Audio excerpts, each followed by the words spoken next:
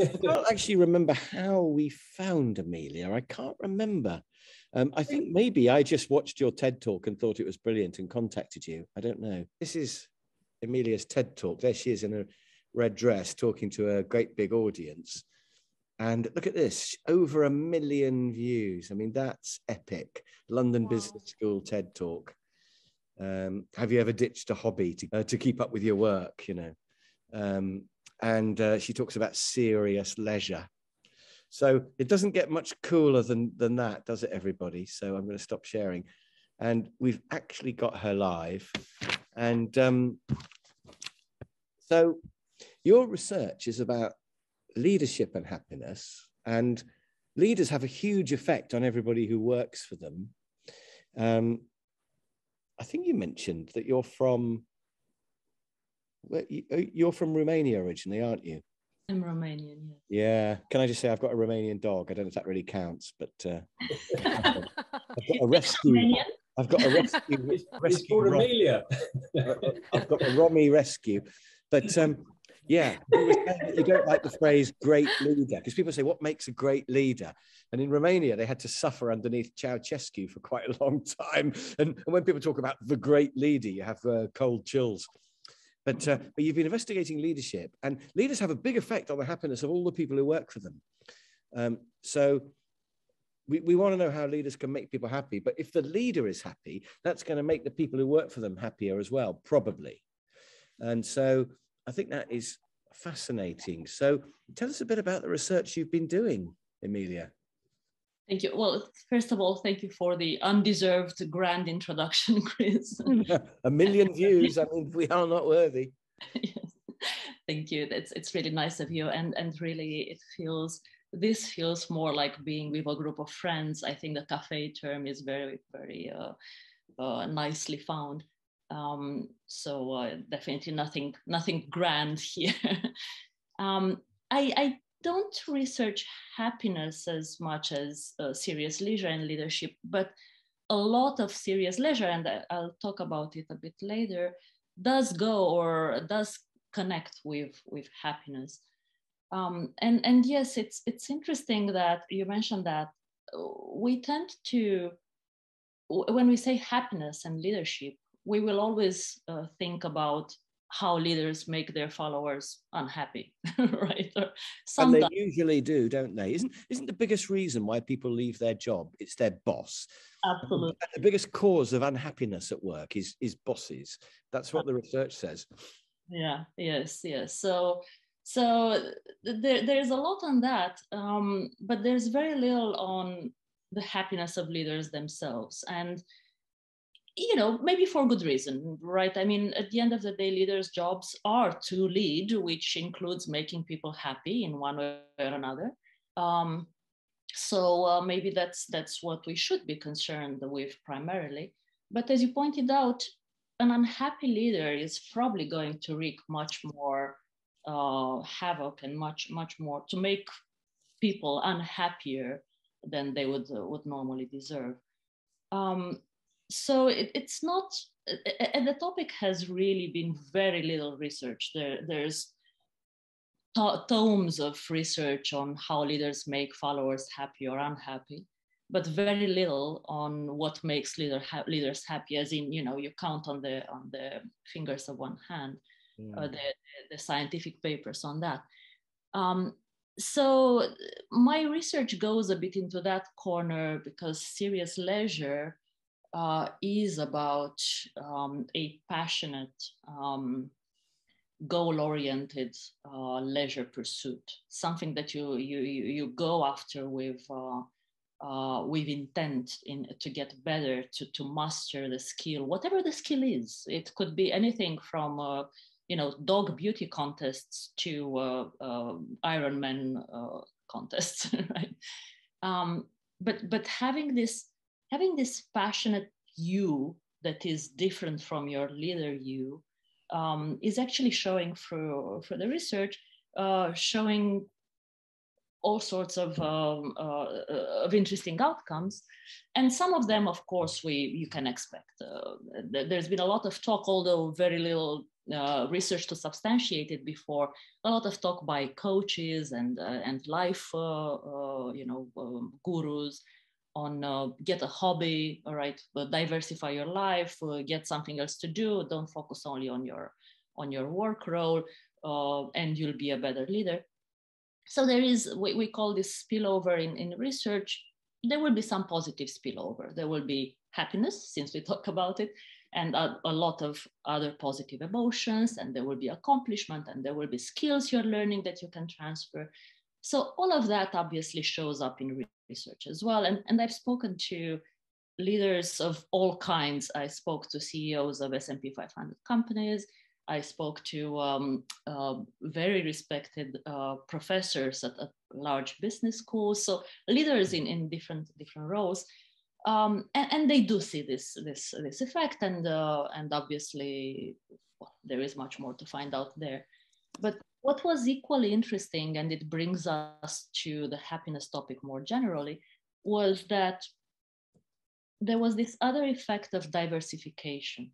So almost as important, if not sometimes more important, as in I'm learning a different learning skill that I can apply in leadership, was I can forget about the leader role. It's absorbs me so completely.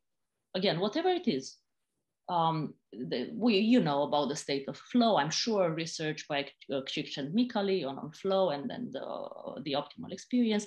So it brings you into flow. And it's one of the few situations where you can really detach. Because what happens with leaders, especially with high responsibility positions, is that they find they can no longer detach.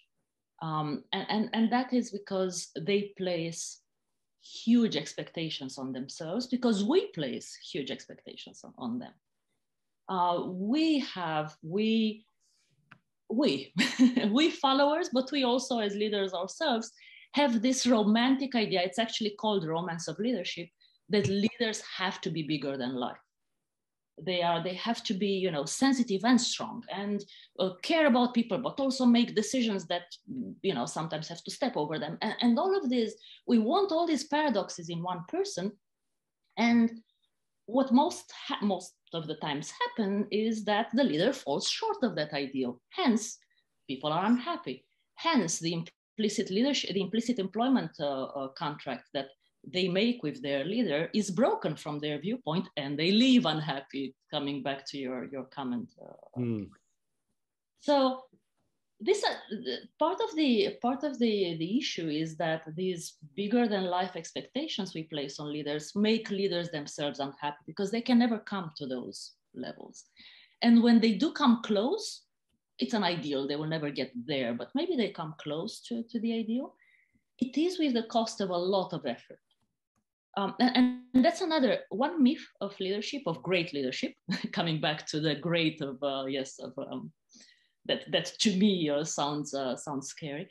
One myth of great leadership is that the leader should always be energized, right? So a good leader is going to be energized by the interaction with followers.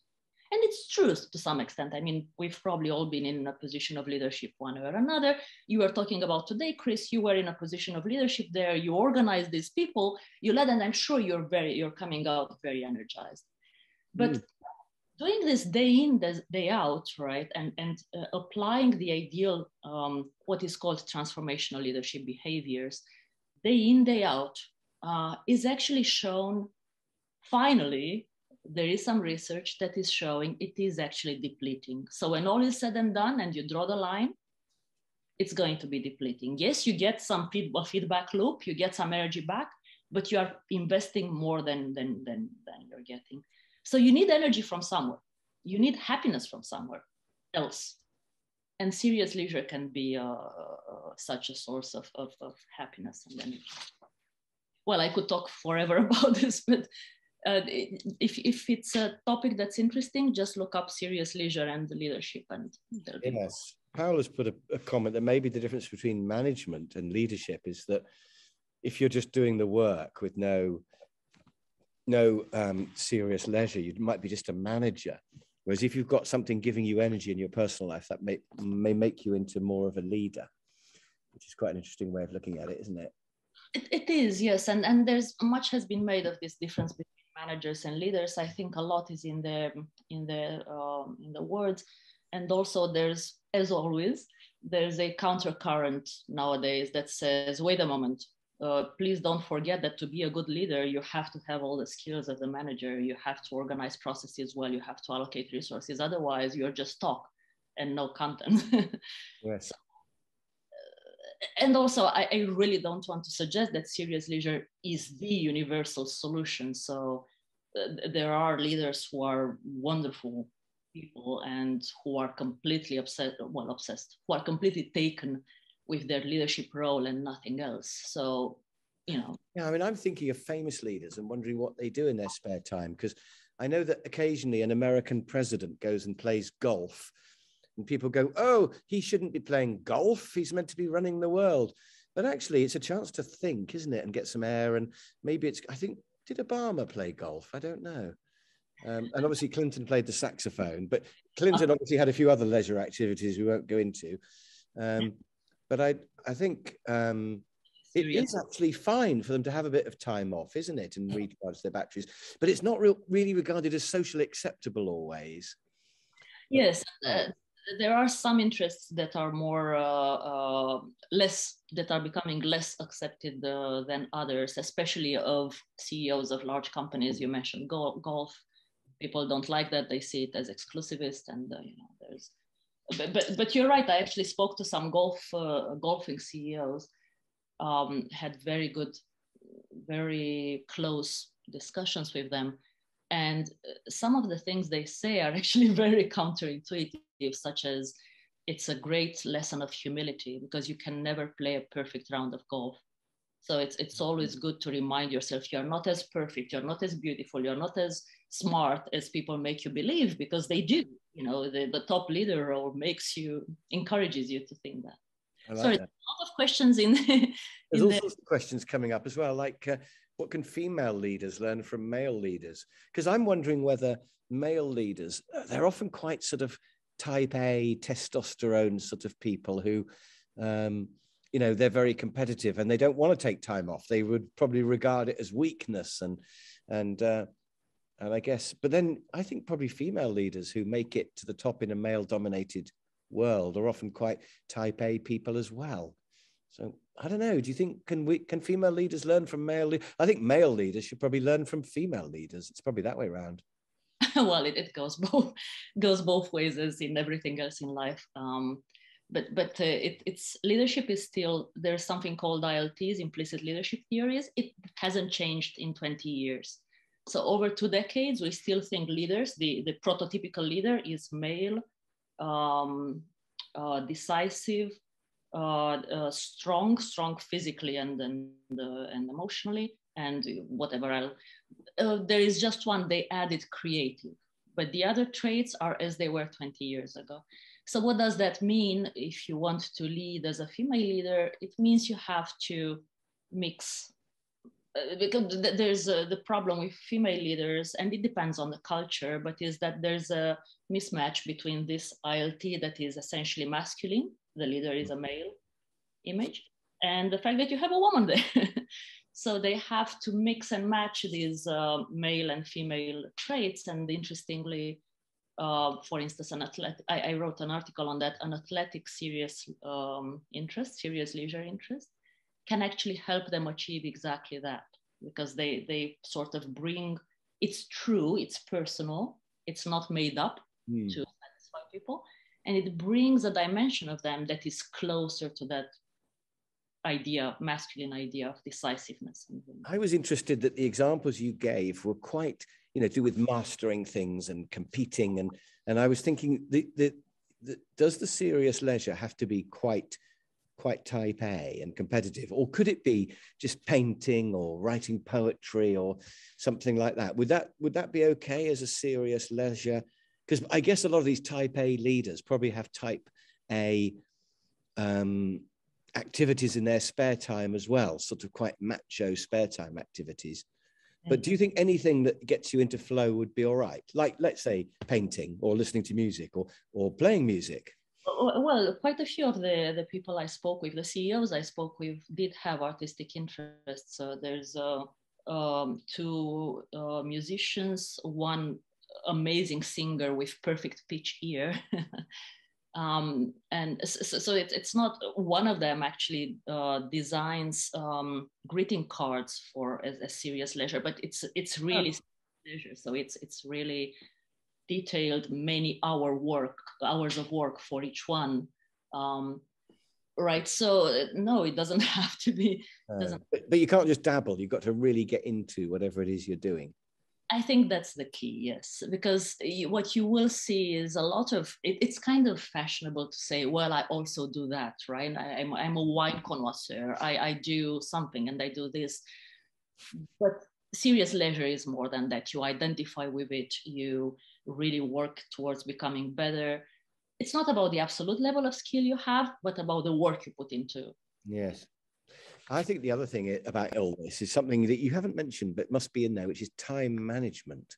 Because I think a lot of leaders are too busy to have much time off, and they allow the job to get on top of them. And I think if you've got good time management, you can push back against the job a bit and get a bit of time for your leisure. And it's pretty hard to do. The more senior you get, the harder it is to do. You have to be quite assertive and, plan a bit and all these things. But it does appear that time management is really important to your happiness in the end. Yes. There's this wonderful gentleman called Marx, not the one who brought unhappiness over Eastern Europe, another Marx who Marx. The Marx brothers. Not those either. Groucho. Not Groucho either. So this gentleman called Marx issued this theory in 1977 that was unfortunately not as much used as it should have, which said, it actually sounded almost like a formula. It said, it is not about time, it's about energy.